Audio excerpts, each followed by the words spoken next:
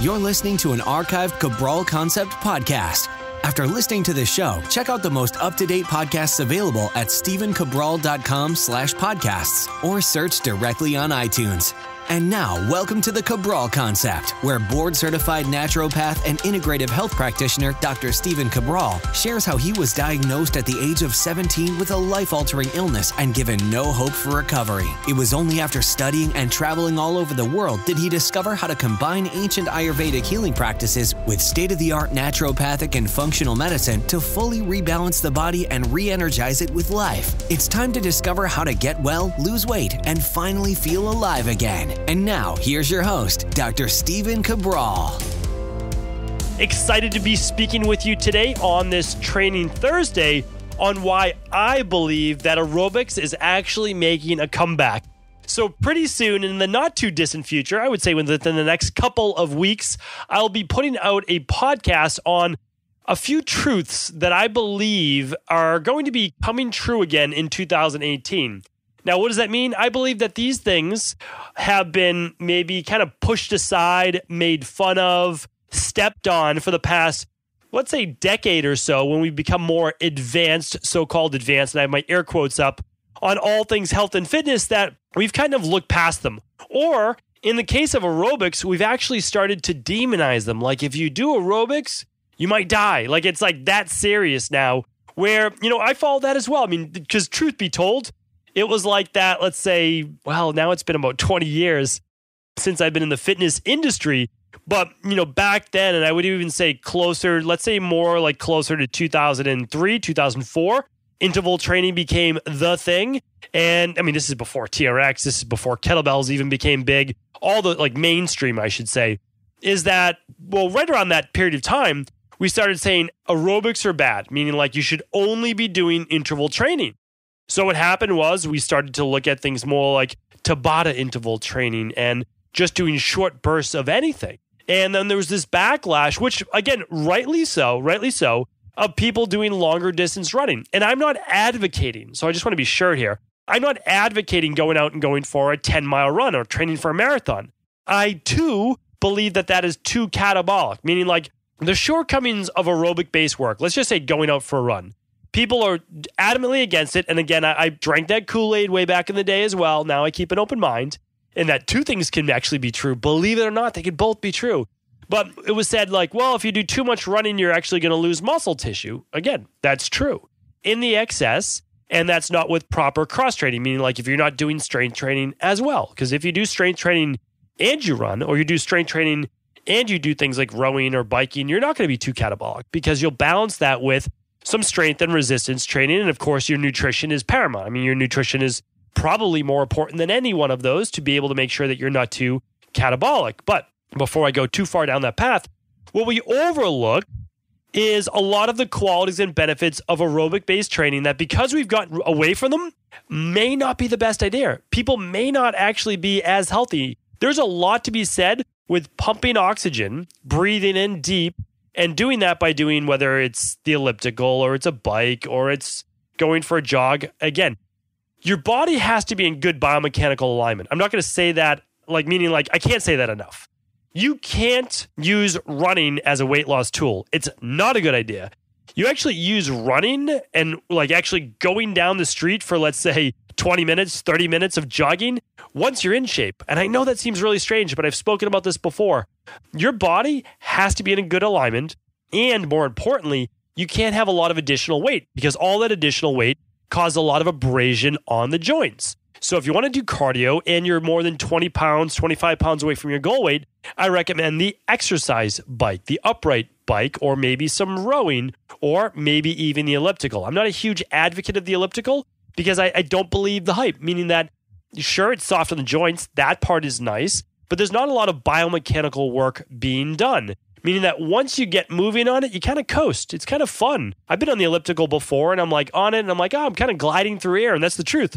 It's not that difficult once you get going. Now, in the beginning, totally fine. If you're working up a sweat while you're doing something, but if you're just kind of gliding along and you're gazing out the window and you're talking to your buddy next to you, probably not the best use of your time. So that is when I recommend the upright bike, a spin bike, the Schwinn Airdyne bike, which I love. Any of those things, they're all great. And of course, yes, you can use a treadmill for a shorter distance. And once you get those knees and ankles and hips and your lower back, everything in proper alignment. So without telling you why you should be doing aerobics today, actually, that is what I'm going to be talking to you about today. I want to give you all of the benefits. Literally, it just came to me and I brainstormed and I just put down 7 things. That's it. So I just want to go through 7 main reasons why I believe as health and fitness professionals, we need to give aerobics another chance, not only for ourselves, but also for our clients. And here's why. And again, obviously, if you're not a coach, listen to this, which most people are not, you need to know why you need a little bit of this in your life as well. My goal right now, I literally made this the goal for the first time in 2018. It was my January goal. It is my 2018 goal to start doing aerobics, meaning like my aerobics is basically going for a jog when it's nice weather out. And again, that won't come until like April in Boston, but I'm looking forward to that day. And when I'm in the gym is either using the wood weight treadmill for a little bit, but mainly using the upright bike or a spin bike, because that's what I choose to do. That's what I like to do. So I love the rowing machine as well. But when I get on a rowing machine, it's like me against that rowing machine. And it turns into like an anaerobic based workout. Now, an anaerobic workout means that you're going to, I just call it gassing, meaning like you are literally going to within 2 to 5 minutes, meaning that you're literally going to run out of oxygen and just pass out if you're going full all out. That's an anaerobic based interval. And we've spoken about that many times in the past. Just simply go back to any episode that literally says TT. Those are our Training Thursday shows. That's our little insignia for that. And I talk about that. And that's why I don't know what it is. When I'm on that rowing machine, I don't want to coast. And you kind of need to for aerobic based cardio, meaning like it can't be all out. And that's a good thing, meaning it's also a great recovery based day. Let's say the day before you train really hard with resistance based training, even if it was your own body weight and maybe a TRX. And then maybe you did a few intervals afterwards. Great. Again, we've spoken about that before. The next day could just be going out for a light jog. It could be doing an upright bike.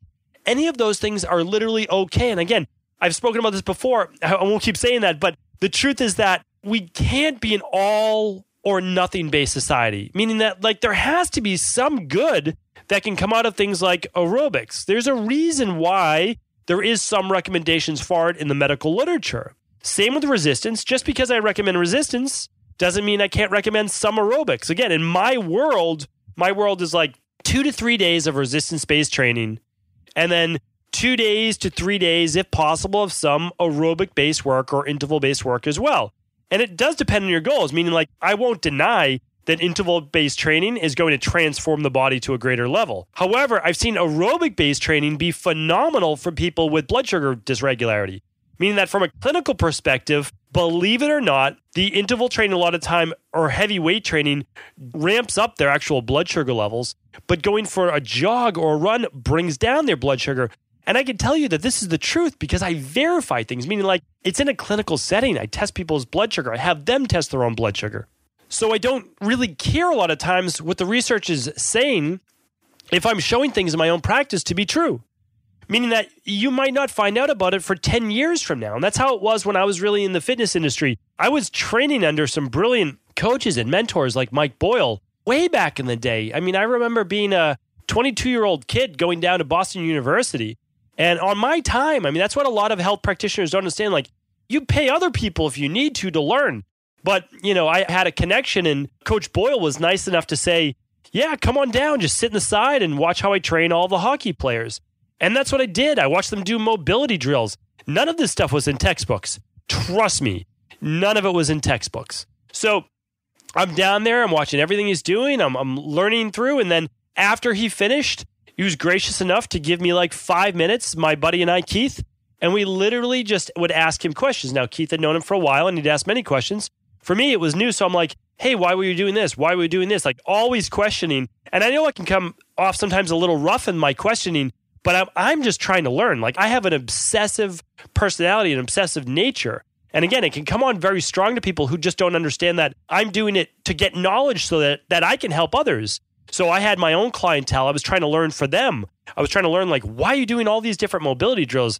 Why aren't you just stretching people? Because mobility wasn't a big thing that many years ago. It just wasn't. People weren't talking about hip mobility and how it affects, the lower back. And so you'd have to be really advanced to have learned those things. And so again, I was getting knowledge of that. So anyway, I'm not even sure how we got on that topic, But what I want to do right now, because I could go back and digress and talk about all these stories all day, is what I want to do right now, though, is share with you how maybe we are overlooking aerobics. And I'm not talking about like jazzercise, right? I'm not talking about getting out there and doing one of your Jane Fonda-based videos again. What I am talking about, though, is pumping oxygen through the body in any method that you would like, whether it's literally going out and playing some basketball, or maybe it's going for a jog, like you mentioned, a bike, any of these things, like real cardio. And again, doesn't have to be fast paced, but it has to be maintained. So it should be, let's say, maintained for at least 10 minutes, 20 minutes. Like that would be great. That's, again, not a long time. Get on a bike for 10 minutes. Try it out. You can always work your way up. All right. So let's go into some of these benefits. My first one, first and foremost, is this: oxygenation, oxygenation, oxygenation. Why? It's called aerobic. Aerobic means with oxygen, or an oxygen-aided based environment. Now, anaerobic is our weight training. It's our interval training. That's great too. That means, though, without oxygen, okay? So our body has many different energy-based systems. It doesn't have many, basically, but it has a couple. And one of them is without oxygen, so how the body can use a lactic acid, a fermentation-based method of metabolizing other forms of fuel, such as glucose, to produce energy, okay? ATP, which is something called adenosine triphosphate. And our muscle cells use that, especially when we're trying to lift a heavy weight, or we're trying to do a strenuous activity that lasts less than 60 seconds, a lot of times less than 30 seconds, okay? So we're looking at that, and that is great. Okay, so that's one part of it. However, believe it or not, we're cutting down on oxygen utilization in the body at that time. Whereas when we're doing things like, I'm going to use biking, upright bike, for example, for the rest of today, because that's a very approachable exercise that whether you have all sorts of different hip and knee and back, you'll probably be able to do an upright bike. And you can also buy one on Amazon for like $200. And I've linked up to them before. So, simply type in upright bike and you should see my links. Go to stephencabral.com/podcast and type in upright bike. And you should be able to find my picks on Amazon that you can just put literally in your basement. It takes up less space than, usually like a dryer. Like literally a very small footprint, very inexpensive, no real power, simple to use. Use it and you'll get a lot out of it. Okay. Why is it important though? Well, by doing aerobic exercise such as that biking, it improves oxygenation to the tissues and to the cells. Well, if you bring oxygen, you bring life. Oxygen literally is life. And you're bringing life with all of its nutrients and vitamins and all these things to those cells. And with that oxygen, the oxygen also moves to the brain. With that additional oxygen, we feel energized. We feel alive. Our heads get clearer. That's why, and again, there's so many podcasts that I'd love you to listen to. And I thought about creating like a best of, but it's hilarious. But, because I know I'm so biased, it's my show. But I'm like, you have to listen to this one. You have to listen to this one. I just can't recommend enough going back and listening to the podcast. I believe it's worth your time. I really do. And I know I'm super biased, but I talked about the way that you should improve your exercise, meaning like first you start with walking and then do cardio. A lot of people are shocked that I said cardio first. And the reason is, again, I run a clinical practice. I see people with chronic fatigue, myalgic encephalomyelitis that I had, all these debilitating things. And I try to put the cart before the horse.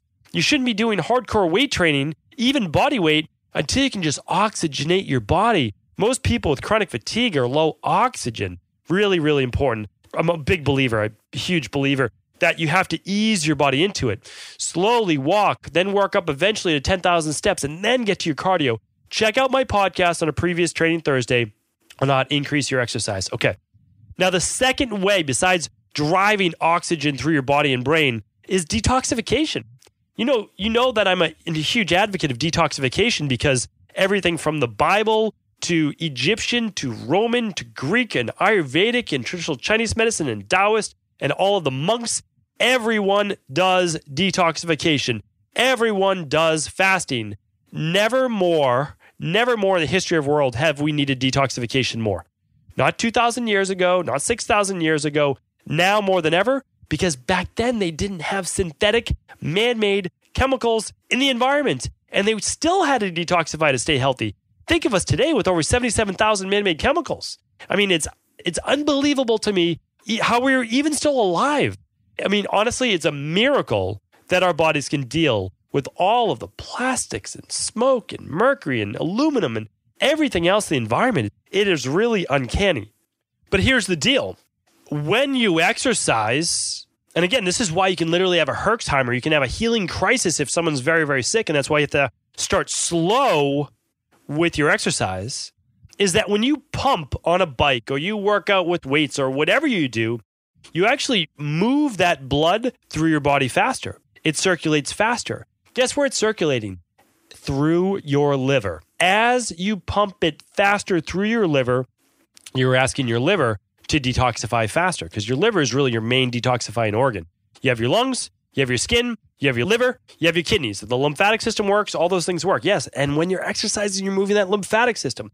But here's the deal. Your kidneys can't keep up. They can only balance acids so quickly. That's their kind of default, and that's actually why the kidneys are actually weaker than the liver. But the liver will try to keep up, and it will just literally keep pumping out and filtering as much blood as we can. That's why, again, we're always starting slow, but it works amazingly well, and you will actually detoxify faster by doing some exercise, and you'll be sweating. So a great thing is a sauna. Before people can exercise, I recommend sauna because sauna will actually allow you to sweat. It will move some of those impurities through the skin, and yes, it will actually improve oxygenation and circulation, which is why the sauna is one of those top things to improve aging and live longer. And I've given you those studies before. Okay, number 3, controversial, but I'm going to make it non-controversial right now. Doing aerobic-based work actually makes your body more alkaline. And people will always go like literally off their rocker being like, there's no such thing as acid and alkaline and et cetera, et cetera. Well, of course there is. Of course there is. What they're referring to is the thought process, which is legitimate, that the blood has to maintain a certain pH, which it does, about 7.356. And that if it gets too high, you would die, which means it never gets too alkaline. And if your blood would get too acid, somewhere around 7.2 or so, well, then you would die. But your body is always buffering using its minerals and then using the kidneys as well to filter out if there were too many alkaline-based substances. You would just simply filter them out in your urine. You would urinate faster and try to remove them from your system. But here's the deal. It's how does your body do that? Like it's not a mystery. How does your body buffer the acidity from, let's say, a Diet Coke? A Diet Coke is like a 2 to 3, somewhere around a 2 to 3 in terms of acidity, okay? So obviously not great for your teeth. I talked about that yesterday on the podcast. Hopefully you checked in on that, on how to keep nice, healthy teeth and gums. But also, not good for your stomach, not good for a lot of things, right? But what happens? Well, what happens is when you put an acidic-based substance, and I will do a whole podcast on this to really demystify this, your body buffers it. Well, what does it buffer it with? Calcium. That's the predominant thing. But yes, it will buffer it with any alkaline-based mineral, magnesium, potassium, not typically sodium, but it's possible. Okay, so if we know that, well, now we understand why our bones start to deteriorate. We start to get osteoporosis through the acid-based living because our body actually will use bone tissue to buffer a high acid-based environment to always maintain a certain pH of 7.356. So you can say, oh, well, no, you can eat all the acid food you want. Your body's going to maintain. Yes, it will. Yes, it will. But at the expense of something else in your body because your body is a super compensator, which is why I've said before that just testing your blood work alone tells you very little. You need to test subclinical labs, such as the hair tissue mineral analysis to look at mineral levels, such as the organic acids test to look at gut function and vitamin levels. I'm not going to go down that path today. But it's why the medical system couldn't figure out what was wrong with me for almost 3 years. Then I started running some functional medicine labs. Then I went back to them and said, hey, maybe we should look into this. And then they did it. They ran in specialty tests and they said, oh, yeah, you've had Addison's disease for over 2 years. Oh, yes, you have pot. Yes, you have this, you have this. Okay, so then they could figure it out, but only after they were told what to look for. So to me, again, we really have to look at the natural-based perspective and all the old school naturopaths who I love reading their work on. They always talked about maintaining that buffering of acid and alkaline. Now, again, here's the deal. When you are working out and training with weights, you're creating more acids, lactic acid, metabolic breakdown. And yes, theoretically, your body should be able to just rinse those right out of your body. Like legitimately, that's how it works. And there's nothing wrong with that. And you should be doing that. However, aerobic-based training will help with that circulation. It will actually help remove a lot more acids and bring more oxygen, which is more alkaline to the body. I'm going to keep it at that on that one because I want to do a whole show on it. Okay. Another great thing about aerobic-based work, it's proven to help with lowering cholesterol and lowering blood pressure, also lowering diabetes. So if we look at that, it's helping to lower the highs that a lot of people not only have chronic diseases from, but really harsh lifestyle-based issues because of the medications that they're forced to take, such as statins, such as beta blockers, and such as all the insulin-based drugs as well. Like, these are harsh substances that we put in our body. A lot of people do it out of necessity because they've never been taught these things can be balanced. They can and should be balanced because high cholesterol is still a symptom. High blood pressure is a symptom. Type 2 diabetes is a symptom. It's a symptom of a body that is not balanced. That's it. So you look, what are the underlying root causes? And again, we'll talk about that on other shows, and we have before in the past. All right. The fifth one I believe it's the fifth one, is improving telomere length. Improving telomere length. Believe it or not, I was shocked when I started getting really into looking at telomeres and why some people's were shorter, meaning the shorter the telomere, typically it means the more free radical damage, maybe not as long a life expectancy, although that's not necessarily true. It just means that the body's aging definitely on the inside a little bit faster. Not necessarily correlated completely with age life expectancy, that's for sure. But it does mean that the body's oxidizing, a lot more free radical damage. Well, believe it or not, the number one way to increase those telomeres to live longer, and this was shocking me, literally absolutely shocking, was aerobic-based exercise. Aerobic-based exercise. The same thing that I used to preach against, saying, hey, you don't need to do that. You need to only do intervals, this, and this. Well, believe it or not, there's a little bit of truth to why you should be doing that. So when I'm speaking with someone and our health coaches are chatting with people about how to live longer, increase telomere length, and again, you can just type in TELOMERE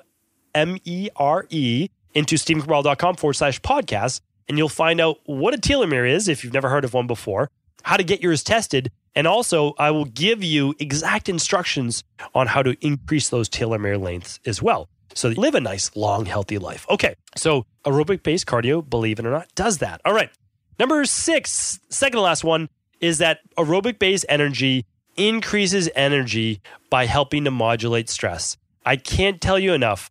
The people that go out, they just put on music, get on their bike, go out for a jog, do whatever, and the stress literally melts away. 20 minutes, 25 minutes maximum, that's really all you need. You'll find that you come out of that exercise, out of that workout, with, honestly, boosted endorphins. I mean, that's the truth. You boost your endorphins, which means you're happier, you feel better, you're producing the serotonin, you're producing the dopamine, you feel great. You really do. And not to mention, our number one thing we talked about is you improved oxygenation. Your brain, you no longer have brain fog. You feel you have more clear thinking going on. So all of those things, extremely important. And it helps to modulate stress by saying, when I do this exercise, I'm more relaxed. When I finish my exercise and I feel more relaxed, I have a different perspective on life. Really, we have to use exercise as one of those things to combat anxiety, to combat depression. It works so well against low mood and depression, especially seasonal affective disorder. That's been proven time and time again.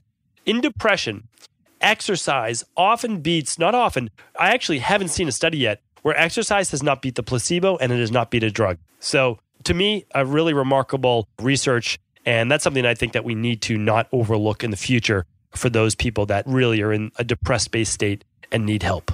All right, the last one, and something I've been talking about quite a bit lately, is genetics. And those people, we've been talking a lot about Alzheimer's, right? Those people who have an ApoE gene type of a 4, so a 4 allele, maybe they have a single 4, 3-4, or they have a 2-4, or they have a 4-4. If you have a 4-4, you should really be looking to aerobics, okay, as about 75% maybe of your exercise to improve oxygenation, modulate stress, modulate inflammation, decrease cholesterol, and all of the things that can lead to the early Alzheimer's, the dementia, any of the inflammatory and cardiovascular-based issues. Because remember, just because you have the gene doesn't mean you end up having to have the Alzheimer's, the cholesterol, all of those other negative things that we don't want. Just because you have it doesn't mean you need to unlock it, but you do need to understand that if you do have it, you have to be more diligent. It doesn't mean that you were dealt a bad set of cards or a bad hand or anything like that.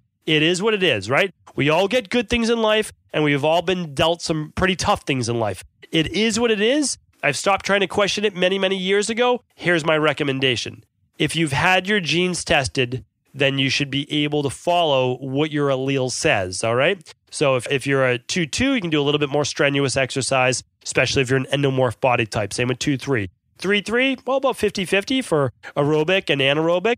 And then if you're a 3-4 or definitely a 4-4, try to keep that even a little bit more aerobic, meaning that we want to make sure that we're not creating too much metabolic breakdown and we're not creating too much waste acids inflammation in the body. I'll talk more about that again in the future. We'll link up the genetic testing today. We'll link up telomere testing today.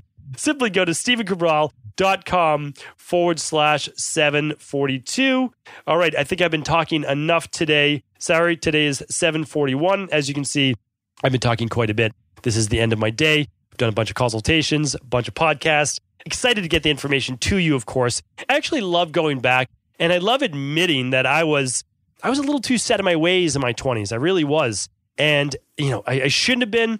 Now I keep that open mind. I say, what can I take from this that's beneficial for everyone, right? What can I look at? And so hopefully you saw that today is that anaerobic training, resistance training, phenomenal. Aerobic training, still great. We can use it. There's a place for it. Let's just not overdo it, right? But let's not overdo anaerobic training either. You've heard me talk about that again on a previous show. So go to StephenCabral.com/741 for all the show notes. Thank you, everyone, for tuning in today. I appreciate it. Please do feel free to share this show with anyone you believe it could help. Before you go, I wanted to ask you this question. What if I could teach you in just a couple of hours how to transform your thyroid, hormones, adrenal, cholesterol, blood pressure, blood sugar, weight loss, energy, mood, brain, pregnancy, anti-aging, or many other health-related issues? After 20 years in private practice, after seeing and overseeing 250,000 client appointments, I sincerely feel I have the real-world data and have found the answer you've been searching for. So what I've done is spent hundreds of hours of my own time refining what you need to know in order to uncover your underlying root cause health issues and then begin to rebalance the body and bring it back to a state of robust health and wellness. I'm going to teach you exactly what I do in my private practice so you can understand how you got here and now what you need to do in order to heal. You'll receive all of the important success checklists, protocols, and even ways to customize it to make the program fit your busy life. And you'll get all of this at a fraction of the price. Let me save you the time, money, energy, stress, and frustration of not knowing what to do next. Instead of reading dozens of books on the topic and seeing multiple practitioners, I will condense everything that you need to know in just a few hours of video tutorials that you can watch and listen to anywhere. Together, we will make this healing process an enjoyable one that you can take with you for the rest of your life. I wish you all of the best of health and happiness, and I hope to be able to guide you on your healing journey through my Health Results Accelerators. Simply choose the health imbalance you're currently suffering from, and by the end of today, you'll know what went wrong and how to get well again. I guarantee it. For details, head over now to StephenCabral.com/courses.